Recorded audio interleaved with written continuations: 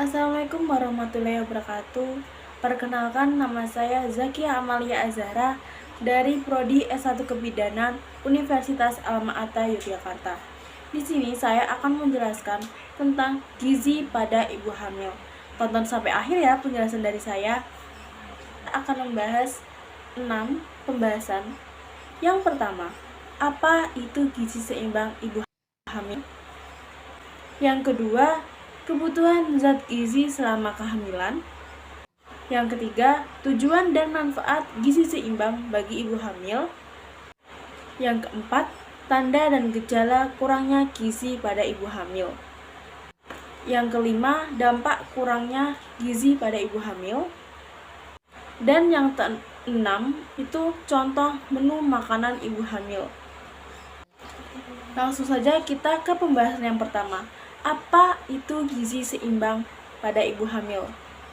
Gizi seimbang ibu hamil adalah makanan yang mengandung zat-zat yang dibutuhkan selama kehamilan dalam susunan yang seimbang dan sesuai dengan kebutuhan ibu hamil. Gizi seimbang pada ibu hamil sangat penting untuk keperluan diri sendiri dan janin. Keadaan gizi dapat mempengaruhi kesehatan ibu dan janin, pertumbuhan dan perkembangan janin serta pertumbuhan janin, persiapan pembentukan ASI, tumbuh kembang bayi selanjutnya, dan kesehatan ibu. Pada 3 bulan kemudian, kebutuhan makanan meningkat perlahan-lahan, tetapi pada bulan selanjutnya akan naik dikarenakan pertumbuhan janin yang dikandung sangat pesat. Pembahasan yang kedua, kebutuhan zat gizi selama kehamilan.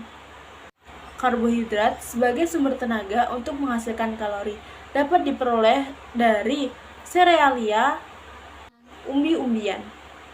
Vitamin D untuk pertumbuhan dan pembentukan tulang bayi dapat diperoleh dari minyak hati ikan, kuning telur, dan susu. Vitamin E berguna untuk pembentukan sel darah merah yang sehat. Dapat diperoleh dari biji-bijian, gandum, kacang-kacangan, minyak sayur, dan sayur hijau. Protein sebagai zat utama untuk membangun, memperbaiki, dan mengganti jaringan-jaringan tubuh. Ibu hamil membutuhkan tambahan nutrisi untuk pertumbuhan janin optimal.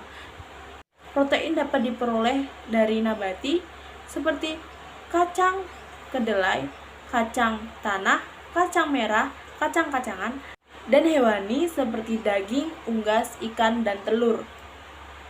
Mineral sebagai zat pengatur untuk pembentukan darah dan tulang, keseimbangan cairan, fungsi saraf yang sehat, fungsi sistem pembuluh darah jantung sebagai koenzim untuk memproduksi tenaga, pertumbuhan, dan penyembuhan. Dapat diperoleh dari susu, hati, kuning telur, sayur-sayuran hijau, daging, dan ikan.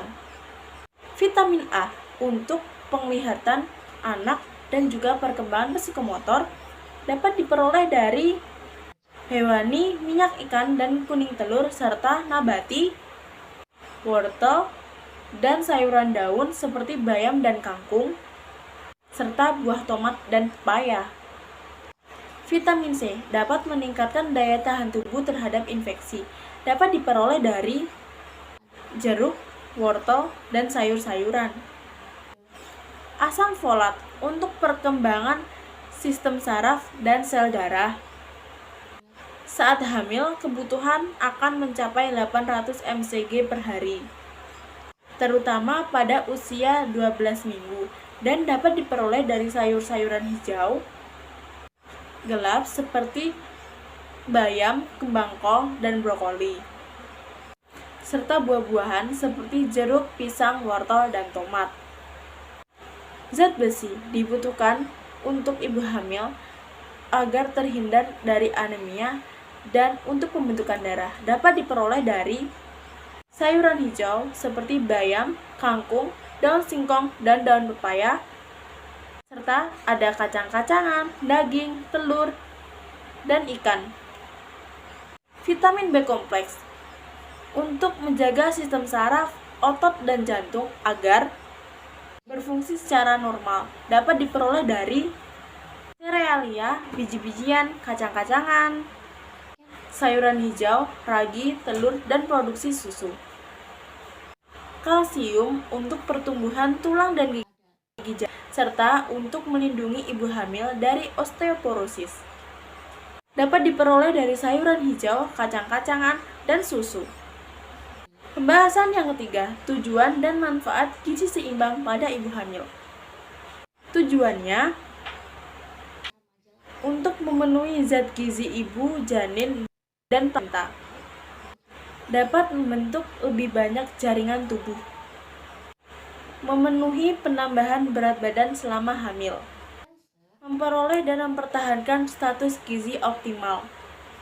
Dapat menjalani kehamilan dengan aman. Dapat membantu melahirkan bayi dengan potensi baik fisik maupun mental. Dapat memperoleh cukup energi untuk menyusui bayi serta merawat bayi kelak.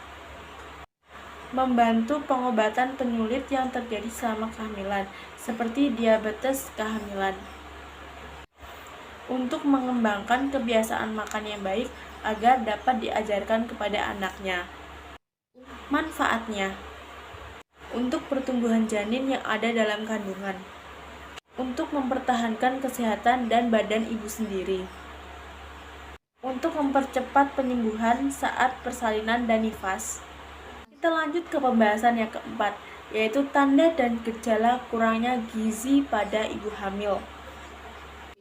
Ada kelelahan dan kekurangan energi, pusing, sistem kekebalan tubuh rendah, berat badan berkurang, gusi bengkak dan berdarah, sulit berkonsentrasi dan reaksi menjadi lambat. Terjadi adanya kulit kering, pertumbuhan yang melambat, kelemahan pada otot, terdapat masalah pada fungsi organ. Kita lanjut ke pembahasan yang kelima, yaitu dampak kekurangan gizi pada ibu hamil. Pengaruh bagi ibu hamil. Kemungkinan terjadi infeksi tinggi, anemia atau kurangan darah. Berat badan ibu tidak bertambah. Ibu lemah dan kurang nafsu. Pendarahan dalam masa kehamilan. Pengaruh waktu persalinan. Persalinan akan menjadi sulit dan lama. Terjadi pendarahan setelah persalinan. Terjadi persalinan prematur dan persalinan secara sesar atau operasi cenderung meningkat. Pengaruh pada janin. Ada keguguran, bayi lahir mati, cacat bawaan, anemia pada bayi, badan bayi lahir rendah, dan abortus. Yang terakhir atau yang keenam, kita akan membahas contoh menu makanan pada ibu hamil. Untuk timelinenya itu ada pagi, pukul 10 siang, siang atau sore, dan malam atau telan. Menu pagi ada nasi yaitu 150 gram atau sama dengan 1 gelas. Telur 60 gram atau 1 butir. Tempe 50 gram atau 2 potong. Sayuran 50 gram atau setengah gelas. Minyak 50 gram atau setengah sendok makan. Susu 200 cc atau 1 gelas. Untuk pukul 10 siang ada bubur kacang hijau kurang lebih 1 gelas dan buah-buahan.